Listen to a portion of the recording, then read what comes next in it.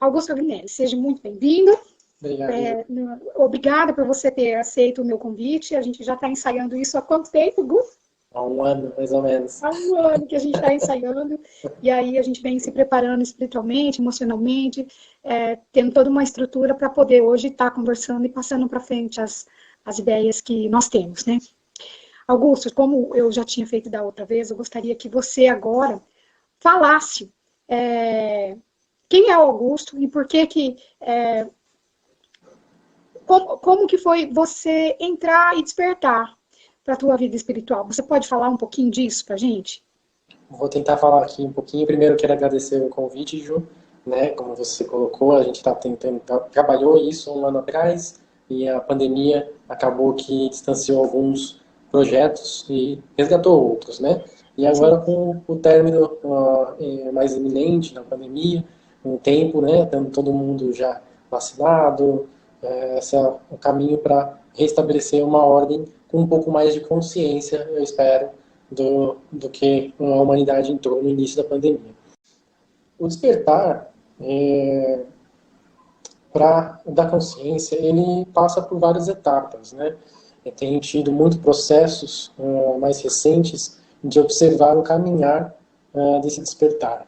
Então, acredito que isso trouxe até esse momento uma nova visão sobre a medicina, sobre a mediunidade, sobre o papel nosso como terapeuta, como orientador, e aí você pode colocar dentro disso, na visão do xamanismo universalista, que é a linha de trabalho mais próxima hoje, onde eu me encontro, que esse universalismo ele passa por você, primeiro de tudo, reconhecer e aceitar o seu caminho até então. Então, o processo que eu estou hoje de trabalho de trabalho interno, ele me leva a esse novo patamar de trabalho, que é você reconhecer primeiro a sua sombra, né? Reconhecer o seu caminho até o momento, aceitar o seu passado, aceitar e viver mais no presente e, com isso, evitar de viver tanto na ansiedade do futuro, né? Que o futuro está sempre em movimento e ele depende muito do que é feito no presente, né?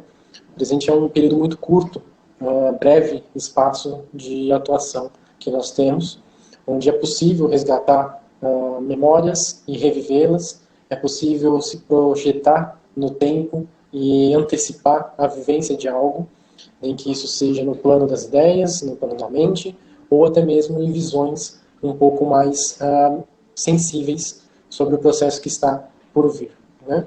Na minha infância eu já sentia muito a mediunidade presente, de forma assustadora, eu diria, para uma criança, que é você ter processos com seres de outras dimensões, processos espirituais, e isso muito cedo, o que leva você a ter muito medo, né, na infância daquilo que você está vendo, numa adolescência também, e sem Desde muito cedo você sempre teve uma mediunidade muito, muito desenvolvida, não é isso? Eu diria que ela não a mediunidade ela não estava desenvolvida, ela estava muito aberta.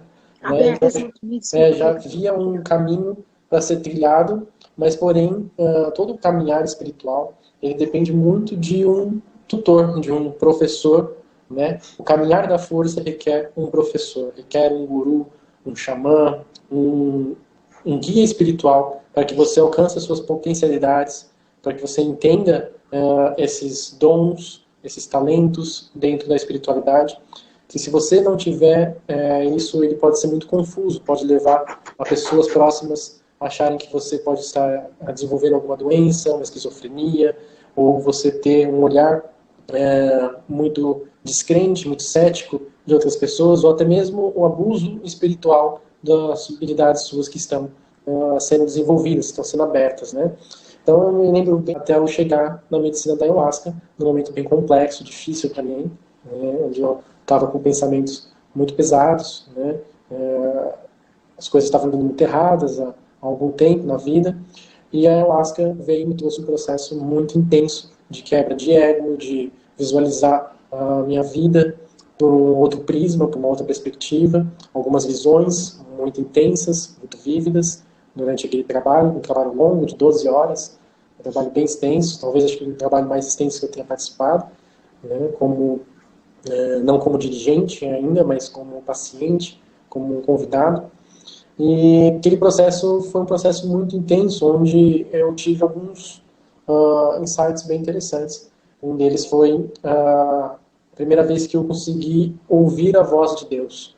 Eu sentia como se Deus falasse comigo e eu prestava atenção para ver se não eram meus pensamentos me traindo ou algo do gênero. E aquilo era muito nítido, porque falavam coisas que eu não imaginava sobre mim.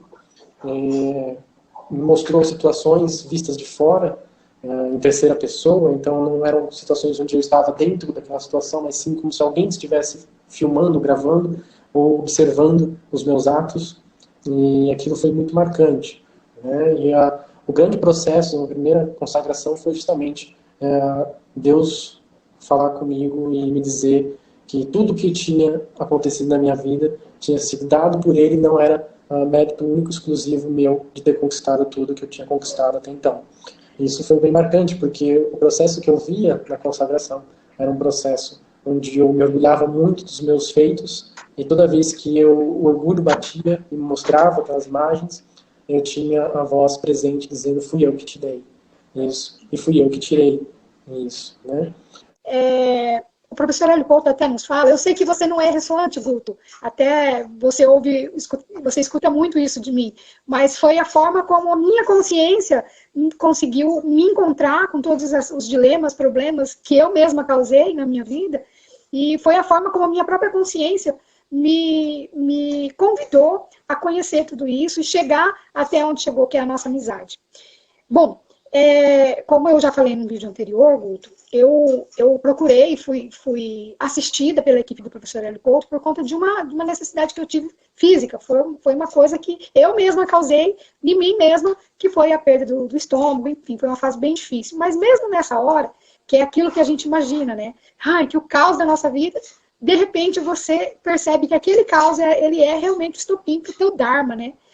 E até a gente entender isso, a gente sofre um bocado. Mas vamos lá.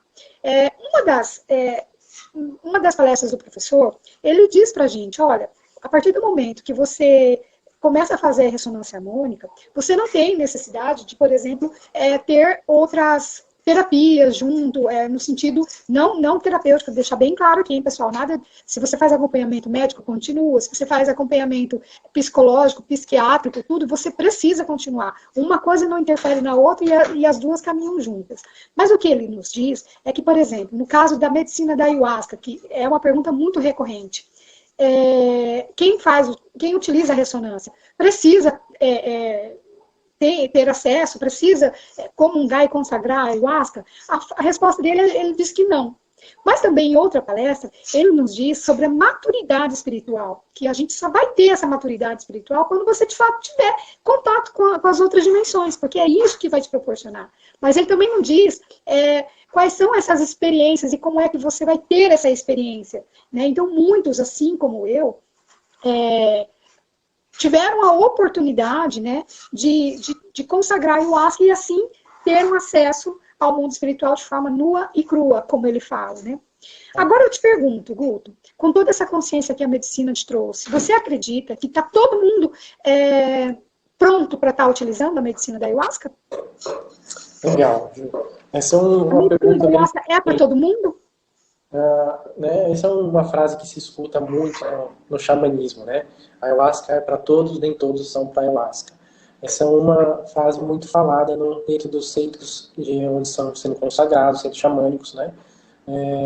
É uma pergunta bem pertinente, porque a ayahuasca ela tem entrado num modismo, né, muito grande, que é uma busca intensa que todos temos por Deus, e achamos muitas vezes a sensação de estar mais completo, de estar mais próximo, não de Deus,